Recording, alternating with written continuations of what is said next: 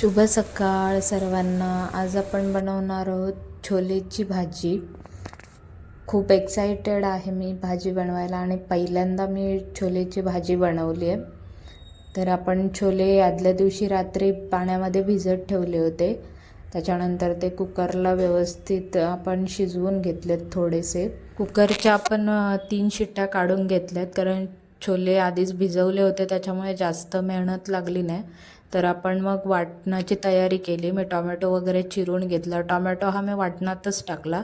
कांदा खोबरं आणि लसूणीचे 7-8 पाकळ्या, नंतर गरम मसाला, अशा प्रकारे मी वाटण सगळं मिक्स करून लावून घेतलं.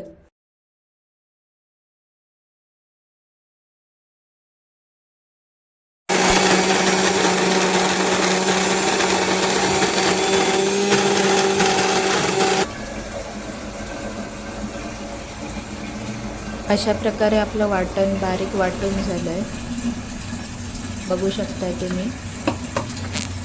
त्यानंतर मी भाजीला सुरुवात केली आहे. कढईमध्ये तेल तापत ठेवलं आहे. त्याच्यामध्ये जिरं टाकलं आहे, लसूण, कढीपत्ता आणि त्यानंतर वाटण टाकून हळद टाकली. बघू शकताय तुम्ही. आपण त्याच्यामध्ये छोलेही टाकले आहेत. वाटणाला मस्त कड आला आहे. मग मसाला, मीठ टाकून व्यवस्थित मिश्रण करून घेतलं आहे.